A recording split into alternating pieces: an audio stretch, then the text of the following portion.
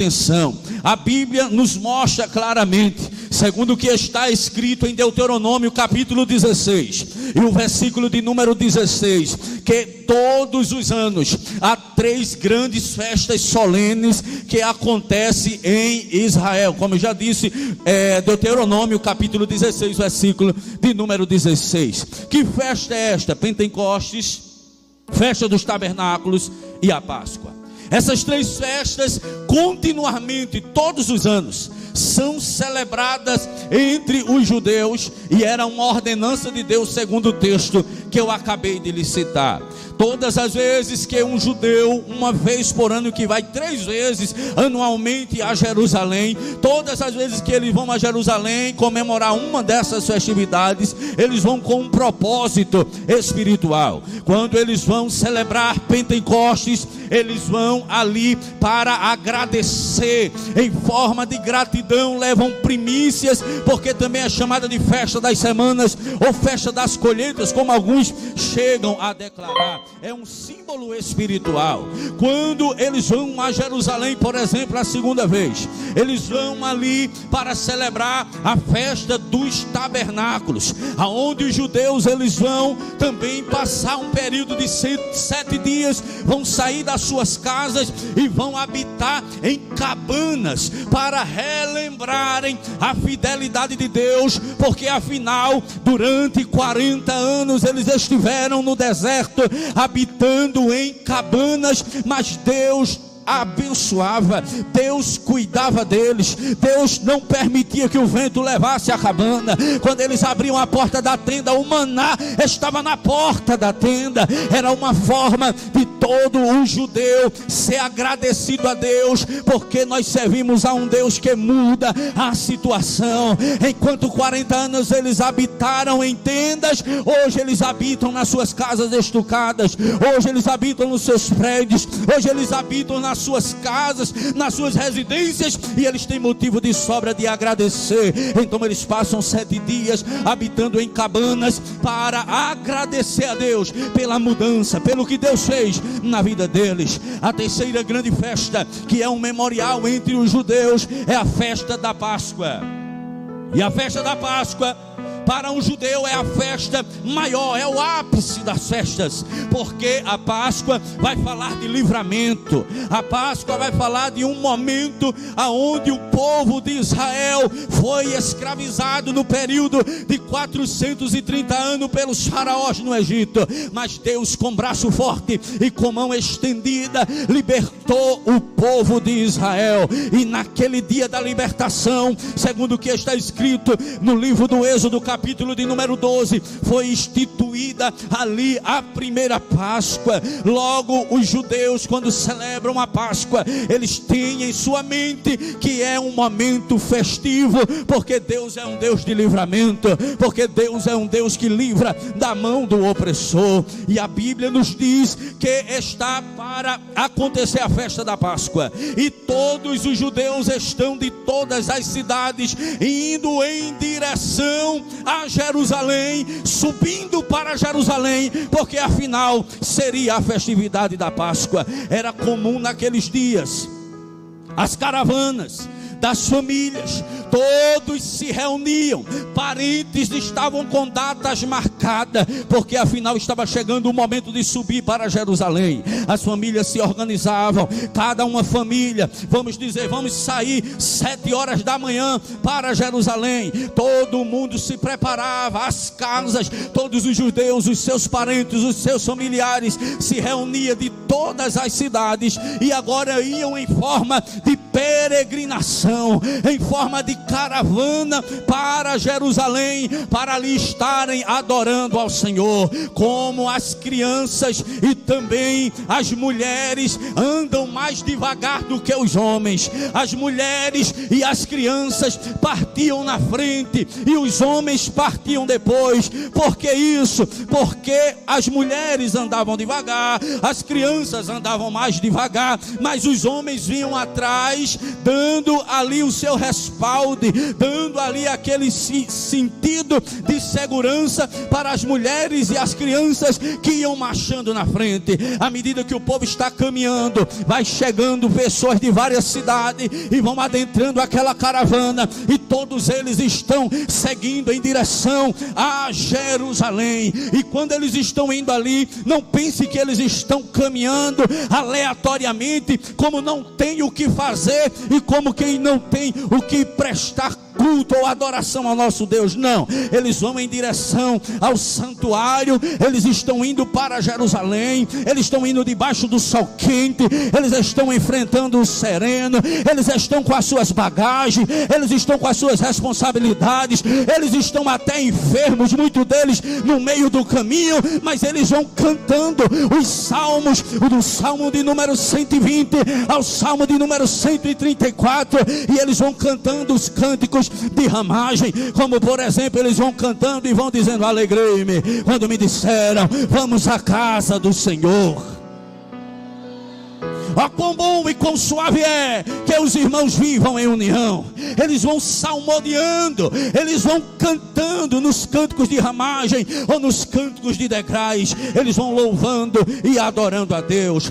Detalhe, de Nazaré, aonde Jesus estava com José e Maria, seus pais, para Jerusalém, era uma distância de aproximadamente 148 quilômetros a 200 quilômetros de distância. Então eles adentram também com aqueles que são de Nazaré no meio da caravana e vão seguindo, cantando, dando glória e servindo ao Senhor, porque afinal estão indo ao santuário. Eles iam com o espírito quebrantado, eles iam com o desejo da adoração, eles iam com o desejo semelhante aos filhos de Asaf, ou melhor, aos filhos de Coré, lá no capítulo de 84 do livro dos Salmos: quão amáveis são os teus tabernáculos, a minha alma desfalece pelos teus átrios, a minha alma suspira e exulta pelo Deus vivo, até quando eu entrarei na sua presença. Era o que diziam os salmistas, e logo eu acredito que era o desejo deles.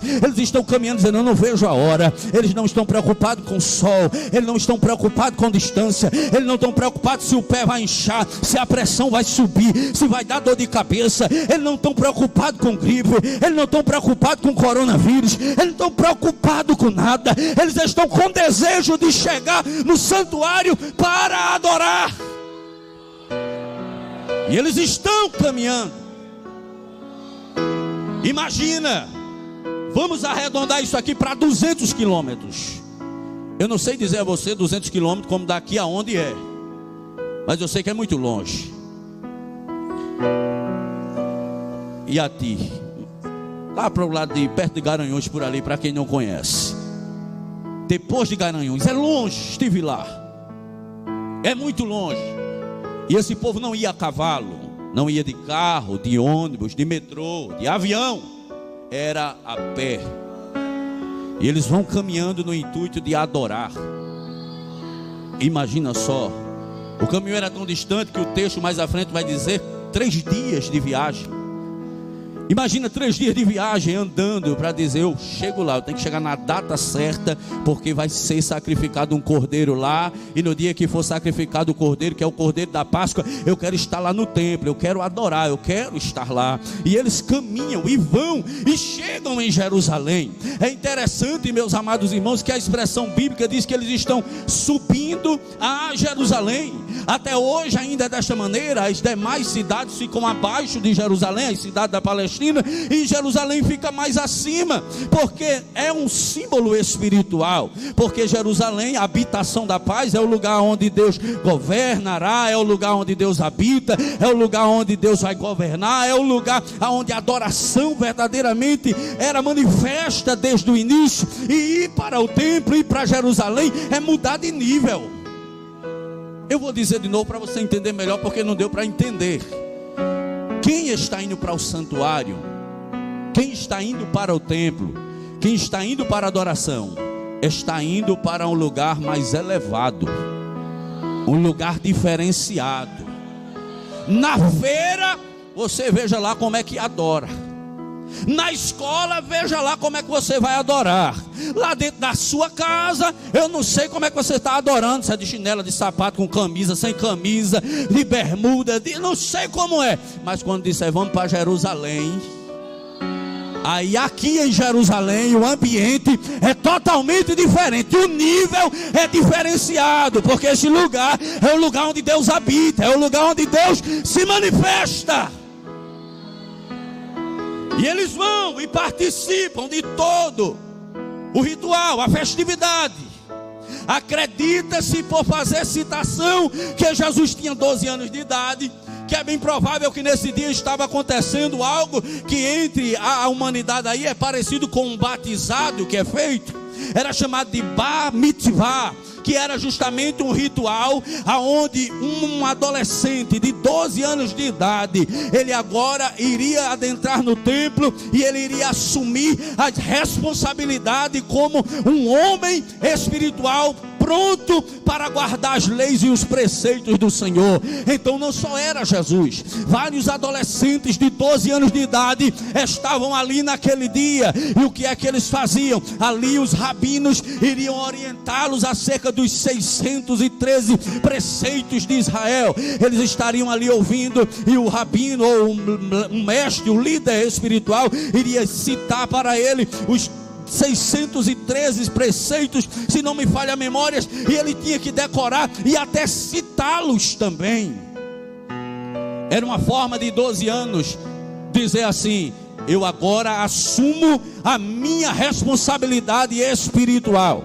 Eu agora estou declarando que eu estou disposto a obedecer tudo que a lei ordena. Por exemplo, o livro de Números chega a declarar, se não me falha a memória, no capítulo 3, que quando acontecia o Bar Mitzvah, era justamente o adolescente dizendo: eu agora sou filho da lei, eu agora tenho que cumprir a lei, eu tenho que seguir todos os mandamentos. Os judeus, irmãos, eram paradas, viu? Até hoje ainda são assim. Eles assumem verdadeiramente o compromisso da sua religião. Logo ali, depois de terminado tudo aquilo, eles agora vão retornar. E quando eles vão retornar, eles fazem da mesma maneira. As caravanas vão voltar todas juntas, porque quando eles subiam a Jerusalém, eles faziam compras. E quando eles iam voltar para suas terras, no meio do caminho existiam saqueadores, ladrões, malfeitores. Aí é que a responsabilidade era maior em voltar em caravanas. E eles estão regressando para as suas cidades novamente. Só que acontece algo inusitado nesse texto. O que foi que aconteceu?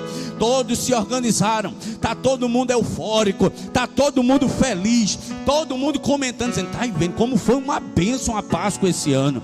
Foi uma coisa linda. Viste o cordeiro que foi sacrificado? O cordeiro verdadeiramente não tinha defeito. Era, visse numa festa, visse a organização do templo, visse a roupa dos sacerdotes como eles estavam. Olha, a Páscoa esse ano foi uma maravilha. Aquela conversa depois da festa que a direção sempre tem, vocês sabem, né? Se senta para tomar coca, comer aquele refrigerante e começa contando: aí foi uma bênção, e foi assim, e foi daquele jeito, e começa contando a história. Todo mundo voltando. Caminharam um dia. A caminhada de um dia aqui equivale a 30 a 50 quilômetros. Depois de uma caminhada de quase 50 quilômetros, está Maria lá na frente com as demais mulheres e as crianças voltando, José mais atrás. Aí Maria: um dia vamos parar, vamos acampar aqui para descansar um pouquinho. Já andamos 50 quilômetros. Pararam para descansar. Ô Jesus, vem cá, Jesus. Jesus, então vamos procurar Jesus. Cadê? O mestre não está, ou o menino Jesus não está. Foram procurar entre amigos, entre parentes, e começaram andando nas caravanas que ali estavam reunidas, e não encontraram o menino. O que é que eles fazem? Eles agora vão precisar retornar pelo mesmo caminho para procurar o seu filho Jesus.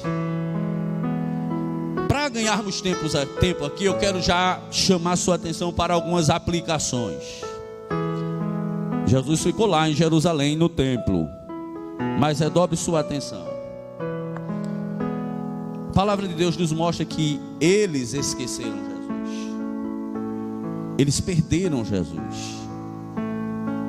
E eu acredito que existem duas coisas pelas quais alguém pode chegar a perder Jesus. Tem muita coisa, mas eu quero destacar pelo menos duas. Porque essa questão de perder Jesus não é uma história apenas da Bíblia que ficou para trás lá no Evangelho escrito por Lucas. Ainda existe hoje muitas Marias e muitos José que estão perdendo Jesus pelo meio do caminho. Perdem Jesus no meio do caminho. Irmãos, como pode uma mãe e um pai andar, eu vou simplificar para 24 horas. Imagina o pai e uma mãe 24 horas andando e se esquecer que tem um filho, e que não é um filho qualquer, é um filho que nasceu milagrosamente, é um filho que nasceu do próprio Deus, é um filho que o Espírito Santo gerou, segundo a Bíblia declara isso. O que levou Maria e José a perder Jesus e só perceber que estava sem ele depois de um percurso de 50 aproximadamente quilômetros. A primeira coisa que eu vejo que fez eles perderem a Jesus aqui é que eles estavam muito envolvidos com as caravanas. Eles estavam muito envolvidos com a multidão que ali estava. E eles estavam tão influenciados pela multidão, pela caravana, pela peregrinação, que esqueceram de Jesus. Muitos hoje perdem Jesus. Não é os jovens que estão aqui, vocês são animados e está todo mundo com Jesus, mas tem jovem por aí que perde Jesus no caminho. Sabe por quê? Porque se envolve demais com a multidão, se envolve demais com as caravanas, se envolve demais com os sistemas que estão aí fora. Às vezes, enquanto está sozinho ou quando está aqui no templo, está lembrado de Jesus, mas quando está lá fora, quando está na peregrinação, quando está no meio do bando, quando está no meio do grupo, quando está no meio da multidão aí fora, esquece de Jesus. Jesus fica lá atrás. Jesus parece que já não faz mais parte. Quando você está aqui, você dá glória a esse Jesus, você dá aleluia a esse Jesus, você fala em línguas estranhas, você adora a Jesus, mas quando está lá no meio do bando, Jesus fica para trás. São pessoas que só se lembram de Jesus quando estão dentro do templo, mas quando vão caminhando, deixam Jesus no templo e continuam a caminhar sozinhos. Mas eu tenho uma palavra de Deus já para você nesta noite. Se porventura Jesus está lá atrás na tua história e tu estás no percurso sem Jesus, por causa da multidão, eu quero te dizer nesta noite: abandona a multidão, abandona o